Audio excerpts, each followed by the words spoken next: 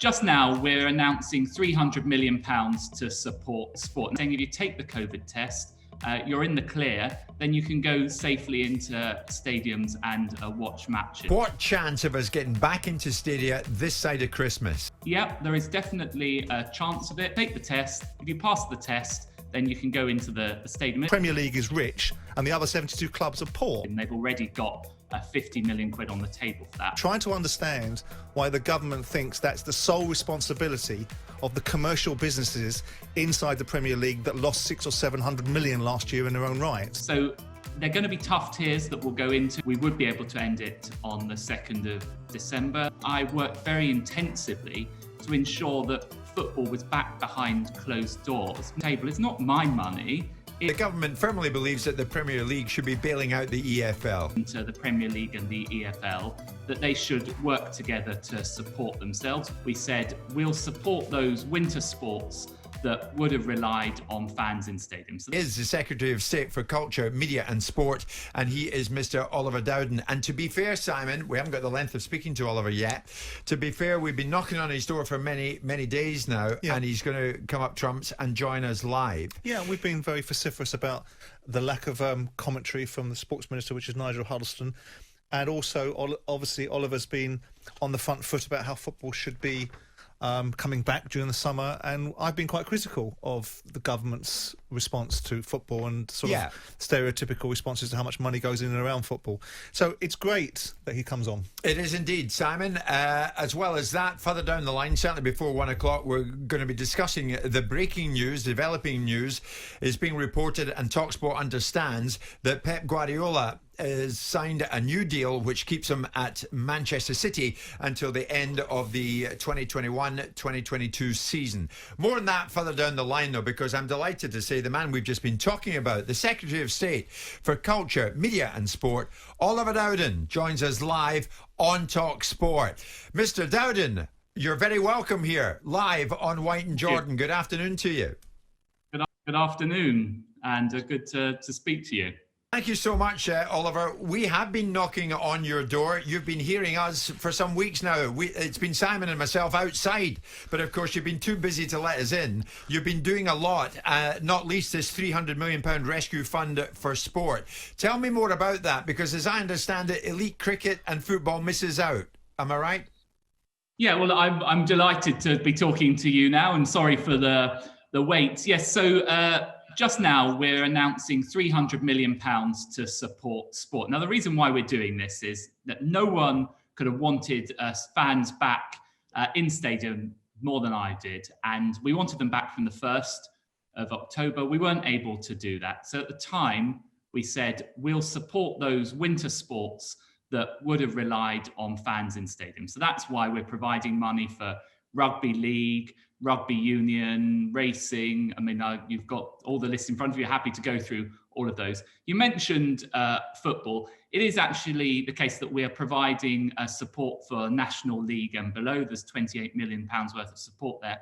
But the Prime Minister and I have always been clear in relation to the Premier League and the EFL that they should work together to support themselves. We are working with them, and I've had 3 further constructive chats this week with Richard Masters from the Premier League. I think we're almost there with a deal, but it's right that they should support themselves. Okay, so the government firmly believes that the Premier League should be bailing out the EFL. When the Premier League has spent £1.2 billion in the latest transfer window, when government brings money to the table, it's not my money, it's the money of all the taxpayers up and down the country. And what I hear from most taxpayers is they think in that situation that when the Premier League has got those resources, it should be supporting the EFL. But it's also worth remembering, we're not leaving them in the cold. They've been able to access all the other schemes that are available. We think well over £1 billion has been made available through that. If you look, some clubs have been able to access very large loans. We've had the furlough scheme and so on. And at the very beginning, I worked very intensively to ensure that football was back behind closed doors. Many people didn't think we'd get it that soon. That in itself prevented £400 million worth of losses to the Premier League. Oliver, so many of our listeners are football fans all over the country. They're tuning in because they know that you are on with Mr. Simon Jordan and my good self. Can I put it straight to you? When do you envisage deeming it safe for football fans to return to stadia around the country? When are we going to see fans who love football and miss it with a passion? When are they going to be allowed back into stadia around the UK?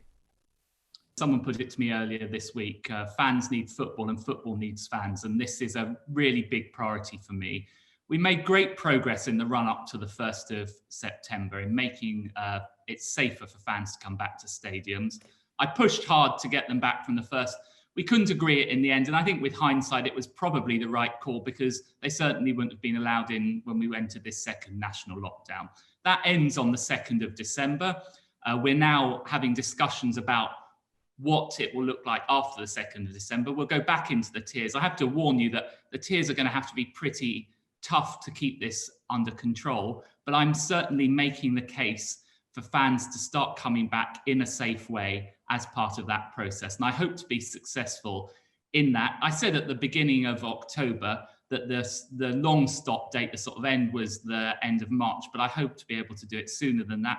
And it's also worth remembering, not only were we looking at that, we're also looking at, as we roll out testing, we've got more and more tests available. I was just discussing this with the health secretary over the weekend. I think there's a real opportunity to incentivize people to take the COVID test by saying, if you take the COVID test, you're in the clear, then you can go safely into stadiums and watch matches. So that's also what we're looking at.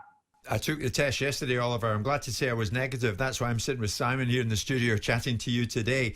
Oliver, we're talking to you on this Thursday, the 19th of November. How confident can you be the second lockdown will end on December the 2nd? Well, when we introduced this, the advice was that we would be able to end it on the 2nd of December. That would be enough to start to get the infection rates back under control. We're working up plans not for an extension of the lockdown, but for moving back into tiers. But as I said, it's, you know, we start from quite a high level. There's a lot of evidence, and from the conversations I've been having with the scientific advisors, that it was only really at the higher levels, particularly the tier 3, that it was working to really bring the number down. So they're going to be tough tiers that we'll go into, but I'm confident that we will move out of the full lockdown and into the tier process again.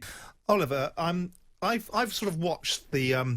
I know you organised and pulled together, which I thought was very commendable, because an all-party conference for all the great and good, if there is such a thing in English football.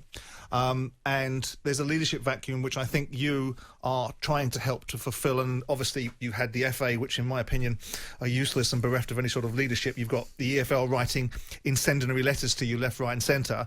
And you've got the EPL, the English Premier League, as an island on its own right. But as a former Premier League football club owner and also an owner of a championship club in the EFL, I'm trying to understand why, in part, the government don't think it's their responsibility to financially help bail out the English Football League. I understand the sort of lazy platitudes that 1.2 billion is being spent in the Premier League amongst 3 or 4 clubs, but that's not relational to the 72 clubs outside of the English Premier League. And I'm trying to understand why the government thinks that's the sole responsibility of the commercial businesses inside the Premier League that lost 600 or 700 million last year in their own right. We don't think it's the sole responsibility of the EFL clubs. Just to take 3 things that we've Premier done. League, sorry. Yeah. Or, both the Premier League and the EFL. 3 things that we've done for the EFL to help them through. My point is that we're not just saying, you know, over to the Premier League to sort out the EFL. 3 things that we've done for the EFL clubs. First of all, we're showing a lot of flexibility on the tax, working with HMRC. So we're coordinating that with them. The second thing that we've done is we've managed to get games back behind closed doors. That helped in that process.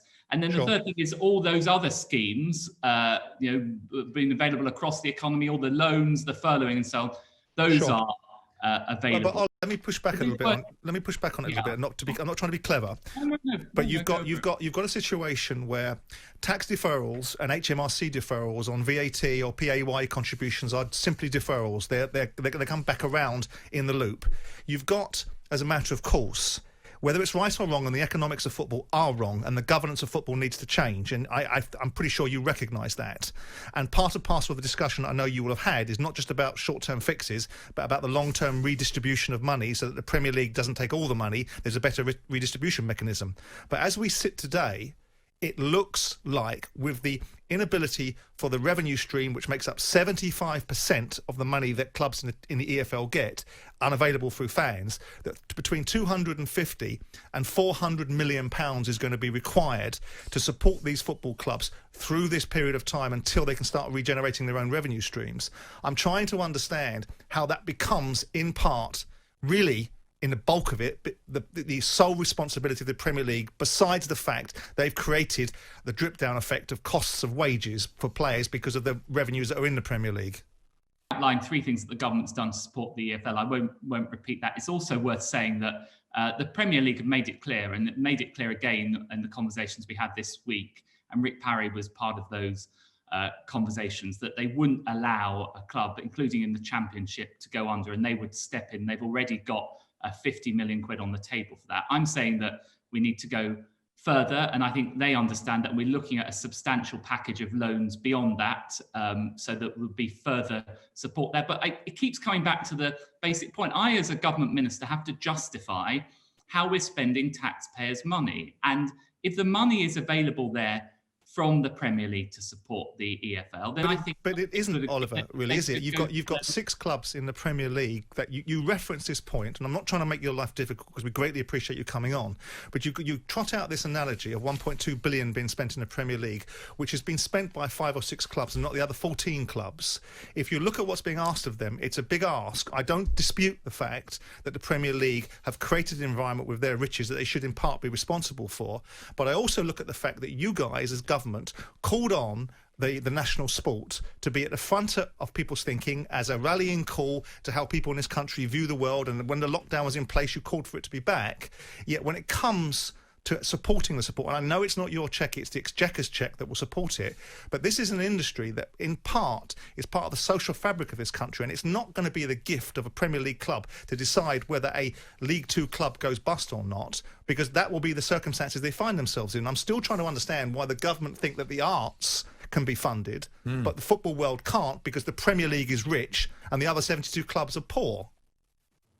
Well, look, first of all, just like with the arts, the sport has been available for things like through the furlough scheme. I mean, you said that we were calling on the Premier League to come back. Yeah, you personally. The way round, that they said to us they wanted to come back. We worked intensively with them to get them back in the face of a lot of scepticism. We were one of the first, if you remember, the first leagues in the world to get back up and running after the COVID crisis. That saved them £400 million in lost. So, and we continue to work together. You just look, and it's a slightly different scenario, but the England-Iceland match just this couple of days ago, we managed to have that happen. That wouldn't have been possible without our intervention because of Iceland players being in Denmark previously. So we continue to work through it all.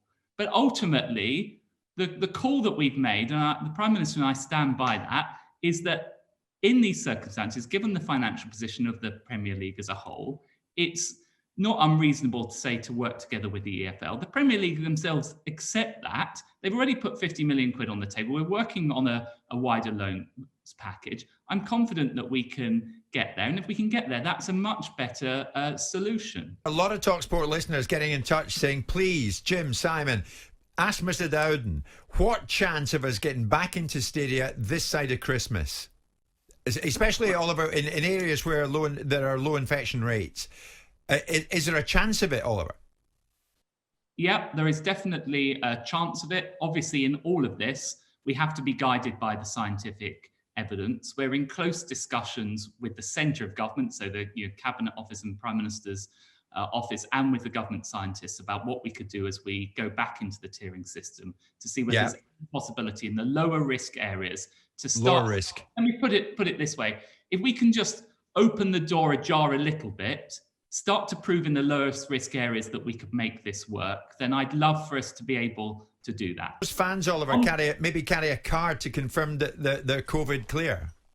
Well, there's two separate things here, right? So there is the making the whole environment COVID secure. So the social distancing, mask wearing, hand washing one way, all that sort of thing. And saying that as long as you comply with all of that, remember, it's not just in the stadium itself, it's on the journey to and from home. And that's why I've set up this so-called STIG group, this science technology group chaired by David Ross, to look at the sort of things we can do to make that safer.